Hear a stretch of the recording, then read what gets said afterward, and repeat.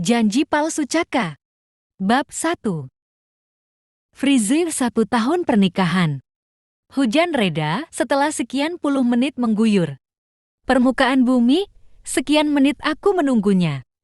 Di tempat ini, tempat yang sama sekali. Jauh dari nyaman, aku mengibaskan rambut. Panjangku dengan sebelah tangan, basah. Aku menggigil dan berusaha meredamnya dengan memeluk lenganku sendiri, pakaian yang aku kenakan sejak beberapa jam yang lalu sudah tidak bisa terselamatkan. Entah kenapa aku masih terus bertahan, padahal jelas-jelas apa yang kutunggu tidak mungkin datang. Tapi jauh di sini, di lubuk hatiku yang paling dalam, aku mencoba percaya, berharap keajaiban. Mendatanginya menghancurkan egonya. Dengan begitu aku tidak akan menunggu. Penuh sesal seperti ini, tapi tidak ada keajaiban. Aku yakin sekarang. Aku bangkit dengan hati perih penuh luka, tas tangan merah yang tampak mengkilat menyertai langkahku. Tiba-tiba aku limbung, kepalaku berdenyut, mataku terasa pedih, dan aku merasa hampir mati. Aku putus asa dan dipenuhi kesedihan. Aku tengah bermimpi menyelami laut yang penuh dengan bunga karang berwarna-warni, bahagia. Rasanya, aku merasa tidak terikat. Aku bebas. Aku menyelam lebih dalam lagi dan lagi. Tapi suara berat itu berteriak keras sekali, membuatku terbangun. Apa dia tidak tahu bahwa aku sedang menghangatkan hatiku yang rapuh ini? Aku takut mendengarnya. Nafasku memburu tanpa aku sadari. Dahiku penuh dengan keringat, mataku menjelajahi ruangan serba coklat ini, lalu menunduk menatap selimut yang masih aku pakai. Warnanya masih sama, coklat muda. Aku merapikan rambutku yang sedikit acak-acak aken. Lalu turun dari ranjang. Samar-samar aku mendengar suara dentingan sendok yang beradu. Dengan piring, pasti Mas Caka suamiku tengah menyantap sarapannya. Siapa yang membuat? Aku melangkah ke kamar mandi lebih dulu, membersihkan wajah yang penuh kotoran. Setelah yakin dengan penampilan yang pantas, aku keluar dari kamar. Langkahku semakin cepat. Aku takut Mas Caka marah padaku karena aku terlambat bangun. Tapi kenyataannya aku memang terlambat bangun. Aku berhenti sebentar mengingat kejadian semalam. Kenapa aku bisa tidur di dalam kamar, padahal seingatku aku pingsan di taman. Siapa yang membawaku ke sini? Mas Caka kah? Ah, senangnya. Ternyata Mas Caka perlahan mulai mencintaiku. Hatiku yang sudah menghangat, semakin menghangat memikirkan kemungkinan itu. Tidak masalah jika Mas Caka hanya menunjukkan sedikit penyesalannya telah menelantarkanku semalam. Aku akan menerimanya. Lagi pula Mas Caka bukan tipe pria yang bisa mengeluarkan semua ekspresi di wajahnya. Aku berjalan lagi dengan senyum merekah di bibirku. Hatiku berbunga-bunga, mekar semerbak wangi. Andai saja benar Mas Caka memenuhi janjinya, aku akan membuatkan kue terlezat sepanjang masa untuknya. Aku cukup bisa diandalkan dalam hal memasak karena ibu mengajariku untuk menjadi istri yang bisa melakukan segala hal jika sudah menikah nanti. Mas, maaf ya, Frizi nggak menyiapkan sarapan. Frizi telat bangun, kataku dengan lembut dan sedikit manja.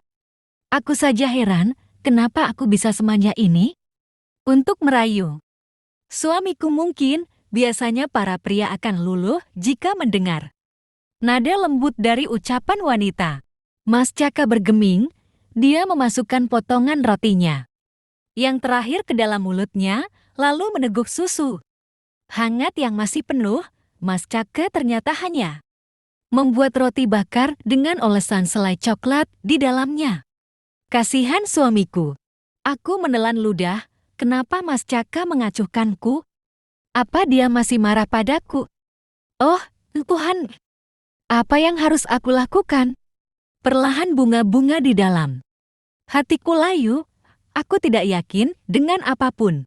Mas, panggilku lagi. Mas Caka berdiri, lain kali kalau hujan pulang saja. Nggak perlu menungguku, belum tentu aku bisa datang. Mas Caka meninggalkanku, aku mengejarnya. Kugapai tangan kanannya sebelum sempat meraih tas kantornya. Mas, apa Mas yang membawa Frisi ke rumah? Mas menepati janji. Tanyaku penuh harap. Mas Caka berdehem, lalu mengibaskan sentuhan jariku. Aku terhenyak, meskipun hentakan tangannya pelan. Tapi hatiku merasa sakit. Lupakan, aku berangkat dulu. Mas Caka melangkah menjauhiku, aku ingin menangis. Sekencang-kencangnya, meneriakinya habis-habisan. Dasar suami kejam. Tapi aku tidak bisa, aku tidak mau. Dianggap sebagai istri yang tidak tahu. Sopan santun. Jauhi kekasihmu itu. Atau hidupmu akan lebih sengsara lagi.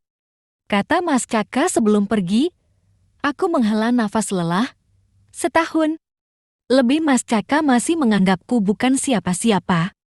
Aku bukan seorang istri baginya. Meskipun kisah kami tidak ada apa-apanya dibandingkan kisah orang lain yang berpacaran hampir 2 tahun lamanya. Tapi aku berharap ada keajaiban yang terjadi, bintang-bintang-bintang. Setahun yang lalu. Janji suci itu terucap di pusara terakhir Ibu Mirna, ibu kandung. Mas Caka, aku akan menikahi Frisi, Ibu tenanglah di sana. Caka akan menikahi Frisi sesuai dengan amanat ibu. Aku tertegun mendengarnya, semuanya terlalu cepat untukku. Perkenalanku dengan Mas Caka baru berjalan 1 bulan. Itu pun karena ibu memaksaku, aku juga dipaksa meninggalkan Nino yang selama 3 tahun mengisi hatiku. Tidakkah ibu tahu bahwa aku sudah berharap Nino yang menikahiku? Aku mencintainya dan tidak bisa hidup tanpanya. Ibu akan mati kalau kamu menolak Caka. Ancam ibu berapi-api, aku takut kalau ibu benar-benar nekat. Aku terpaksa mengubur cintaku dan memilih orang yang baru. Aku kenal, harapan yang aku inginkan adalah suamiku berhasil membuatku jatuh cinta padanya. Frisi, maukah kamu jadi istriku? Lamaran itu akhirnya terdengar, aku tertegun. Manis, aku terlalu sakit untuk mengatakannya. Aku mengangguk samar. Orang-orang bertepuk tangan. Mas Caka menggenggam tanganku erat, sentuhan kami.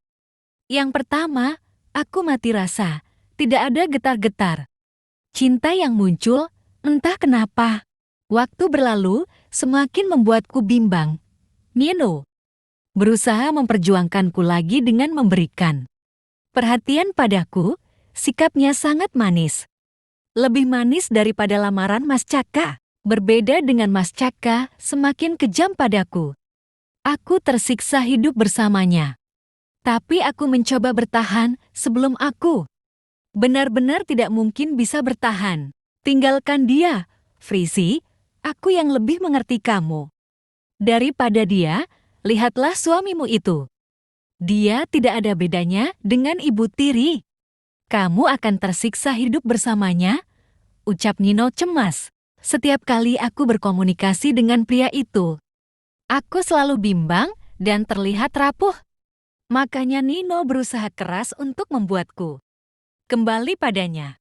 Aku tahu niat hatinya baik, tapi aku tidak ingin mempermainkan pernikahan yang bagiku sakral. Maafkan aku, ucapku penuh sesal. Kamu yakin? Aku mengangguk ragu. Doakan pernikahanku langgeng, Nino. Aku juga akan berharap yang sama pada pernikahanmu. Entah aku bisa menikah atau tidak, karena kamu adalah wanita satu-satunya dalam hidupku. Aku mencintaimu, Frisi. Haruskah aku mengalah pada takdir kejam ini?